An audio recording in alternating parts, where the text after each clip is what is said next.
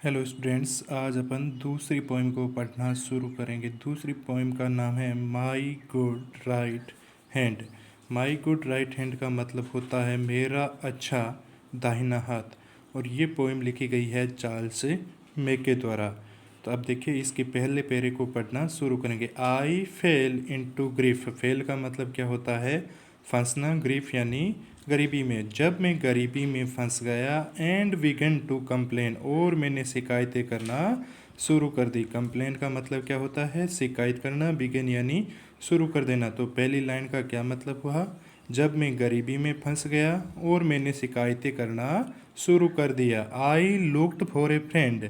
मैंने, लुक्ड का मतलब क्या होता है? देखा। फ्रेंड का मतलब है मित्र। मैंने मेरे एक मित्र की तरफ देखा। But sought him in vain. Sought यानी पाने का प्रयास करना। वैन यानी व्यर्थ में। लेकिन उसे पाने का प्रयास व्यर्थ ही रहा। कंपेनियंस वर साई। कंपेनियंस यानी सहयोगी। साई यानी कतराना। सहयोगी कतराने लगे यानी मदद करने से डरने लगे। Acquaintance were cold. एक्विटेंस का मतलब क्या होता है? परिचित। कोल्ड का मतलब क्या होता है? ठंडा। लेकिन यहाँ पर क्या अर्थ निकल रहा है? उदासीन। यानी परिचित उदासीन रहने लगे। They gave me good counsel but dreaded their gold. Gave यानी गिव की सेकंड फॉर्म है। Give, gave, given. गेव यानी दिया। गुड काउंसिल यानी अच्छी परामर्श। उन्होंने मुझे अच्छी परामर्श तो दी, बट ड्रीडेड देयर गोल्ड। ड्रीडेड का मतलब क्या होता है? डरना। गोल्ड यानी, गोल्ड का अर्थ तो क्या होता है? सोना। लेकिन यहाँ पर किसके लिए आ रहा है? धन बल के लिए आ रहा है। वे मुझे अच्छी परामर्श तो दी, लेकिन मेरी धन बल से मदद करने से डरने लगे। पहले पैरे को दोबारा से पढ़ेंगे। आई फेल इन टू ग्रीफ। जब मैं गरीबी में फंस गया। एंड बिगिन टू कंप्लेन, और मैंने शिकायतें करना शुरू कर दी। I looked for a friend. मैंने मेरे एक मित्र की तरफ देखा। But sought him in vain. लेकिन उन्हें पाने का प्रयास व्यर्थ ही रहा। कंपेनियंस वर साई। कंपेनियंस का मतलब सहयोगी। साई यानी कतराना। लेकिन सहयोगी कतराने लगे। Acquaintance were cold. एक्विटेंस का मतलब है परिचित। कोल्ड का मतलब है, कोल्ड का मतलब है ठंडा। लेकिन यहाँ पर किसके लिए आ रहा है? उदासीन के लिए। लेकिन परिचित लोग उदासीन रहने लगे। They gave me good council. Good council का मतलब क्या होता है? अच्छी परामर्श। उन्होंने मुझे अच्छी परामर्श तो दी, बट ड्रीडेड देयर गोल्ड। ड्रीडेड का क्या मतलब बताया था? डरना। देयर गोल्ड यानी उनकी संपत्ति। लेकिन वे अपनी संपत्ति से मदद करने के लिए डरते थे। अब अगला दूसरा पेरे पढ़ेंगे। Let them go, I exclaimed, I have a friend at my side. Exclaimed का मतलब क्या होता है? जोर से चिल्लाना। लेट देम गो, अब उन्हें जाने दो। आई एक्सक्लेम्ड, मैं जोर से चिल्लाया। आई have a friend at my side. Friend का मतलब क्या होता है? मित्र। माई साइड यानी मेरे पास या मेरी तरफ। मेरे पास, मेरी तरफ मेरा एक मित्र है। To lift me, aid me, whatever betide. To lift का मतलब क्या होता है? ऊपर उठाना। एड का मतलब क्या होता है? उपचार करना या सहायता देना। वाट एवर यानी कुछ भी। बिटाइड यानी घटित होना या टू हैपन समथिंग। वही मुझे ऊपर उठाएगा, वही मेरी सहायता करेगा, चाहे कुछ भी घटित होता है। To trust to the world is built on the sand. Trust का मतलब क्या होता है? विश्वास। वर्ल्ड यानी दुनिया या संसार। बिल्ड यानी निर्माण करना। सैंड यानी मिट्टी का टीला। कवि क्या कहता है कि ऐसे लोगों पर विश्वास करना मिट्टी के टीलों पर महल बनाने जैसा है। यानी अपन मिट्टी के टीले पर महल को खड़ा नहीं कर सकते, ऐसे ही अपन ऐसे लोगों पर विश्वास नहीं कर सकते जो विपत्ति के समय अपने मित्र की मदद नहीं कर सकते। I will trust but in heaven and my good right hand. कवि क्या कहता है? आई विल ट्रस्ट, मैं विश्वास करूंगा, बट इन हेवन। हेवन का मतलब स्वर्ग में। कवि कहता है कि मैं विश्वास करूंगा तो केवल और केवल है स्वर्ग में ही। और दूसरा किस में विश्वास करेगा? And my good right hand, और मैं मेरे अच्छे दाहिने हाथ में ही विश्वास करूंगा। ये माई गुड राइट हैंड किसको डिनोट कर रहा है? हार्ड वर्क को। अब इस पहले दूसरे पेरे को दोबारा से देखेंगे। Let them go, I exclaimed, I have a friend at my side. कवि जोर से चिल्लाता है कि अब उन्हें जाने दो। I have a friend at my side, मेरे पास मेरा एक मित्र है। To lift me, aid me, whatever betide. Lift का क्या मतलब बताया था? ऊपर उठाना। एड का मतलब सहायता करना या उपचार करना। वाट एवर यानी कुछ भी। बिटाइड यानी घटित होना या to happened something. To lift me aid me whatever betide यानी वही मुझे ऊपर उठाएगा, वही मेरी सहायता करेगा और वही और चाहे कुछ भी घटित हो जाए। To trust to the world is build on the sand यानी ऐसी दुनिया पर विश्वास करना मिट्टी के टीलों पर महल बनाने के जैसा है। आई विल ट्रस्ट मैं विश्वास करूँगा बट इन हेवन केवल और केवल स्वर्ग में ही। And my good right hand और मेरे अच्छे दाहिने हाथ पर। माई गुड राइट हैंड किसको डिनोट कर रहा है? हार्ड वर्क को। अब अगला तीसरा फेरा पढ़ेंगे। माई करज रिवाइव्ड इन माई फॉर्च्यून डिस्पाइट। करज का मतलब क्या होता है? साहस।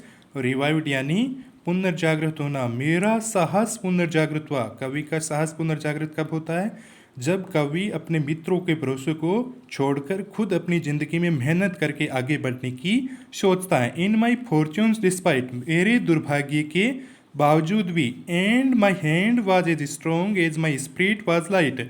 माई हैंड यानी मेरा हाथ, स्ट्रॉन्ग यानी मजबूत। मेरा हाथ उतना ही मजबूत था।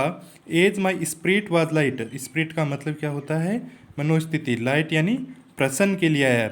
जितनी कि मेरी मनोस्थिति प्रसन्न थी। It raised me from sorrow it saved me from a pain. Raised यानी उठाना, सोरो यानी दुख। यही मुझे दुख से ऊपर उठाएगा।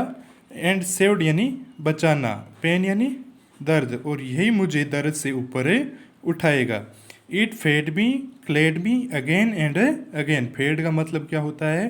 भरण पोषण करना। क्लेड का मतलब क्या होता है? वस्त्र पहनाना। यही मेरा भरण पोषण करेगा, यही मेरा भरण पोषण या पालन पोषण करेगा और यही मुझे वस्त्र पहनेगा। अगेन एंड अगेन बानी बार बार। कवि अब अपनी मेहनत के भरोसे पर या मेहनत के बल पर जिंदगी में आगे बढ़ने का प्रयास करता है। अब तीसरे पेरे को दोबारा से देखेंगे। अब माई करेज रिवाइव्ड मेरा साहस पुनर्जागृत हुआ। इन माई फॉर्च्यून डिस्पाइट मेरे दुर्भाग्य के बावजूद भी। And my hand was as strong as my spirit was light मेरा हाथ उतना ही मजबूत था जितनी कि मेरी मनोस्थिति प्रसन्न थी। It raised me from sorrow it saved me from pain. इसी ने मुझे दुख से या कष्टों से ऊपर उठाया। It saved me from pain और इसी ने मुझे मेरे दर्द से बचाया। इट फेड मी इसी ने मेरा भरण पोषण या पालन पोषण किया। एंड क्लेड मी और इसी ने मुझे वस्त्र पहनाया। अगेन एंड अगेन यानी बार बार। कौन वस्त्र पहनाता है कवि को? यानी अपनी ज़िंदगी में हार्ड वर्क के बल पर ही आगे बढ़ने का प्रयास करता है। अब हमारी पोइम का अंतिम पैरा है। The friends who had left me come back everyone. The friends यानी मित्र। हु का मतलब क्या निकलता है? साधारणतः कौन, लेकिन यहाँ पर किसके रूप में है? रिलेटिव क्लोज के रूप में है। तो इसका अर्थ क्या निकलेगा? जो। लेफ्ट यानी छोड़कर, कम बैक यानी वापस, एवरीवन यानी प्रत्येक। वे मित्र जो मुझे छोड़कर चले गए थे अब वे वापस आ गए। इस लाइन का क्या मतलब है? क्योंकि कवि ने शुरुआत में जब क्या था, गरीबी में था, तो अपने मित्रों से मदद मांगी थी, लेकिन मित्रों ने मदद नहीं की। लेकिन अब जब कवि की आर्थिक स्थिति में सुधार हुआ है तो प्रत्येक मित्र उसके आसपास इर्द गिर्द मंडराने लगे। दूसरी लाइन क्या है? एंड डार्केस्ट एडवाइजर और उदासीन सलाहकार लुक्ड ब्राइट। लुक्ड यानी दिखाई देना, ब्राइट यानी चमकीला, लेकिन यहाँ पर ब्राइट का अर्थ क्या निकलेगा? प्रसन्न। एज द सन यानी सूर्य की भांति। उदासीन सलाहकार सूर्य की भांति प्रसन्न दिखाई देने लगे। डार्केस्ट एडवाइजर क्यों है? क्योंकि उन्होंने कवि की शुरुआत में मदद नहीं की थी। I need them no more. I need them no more as they all understand. Need यानी आवश्यकता, नो मोर यानी और अधिक नहीं।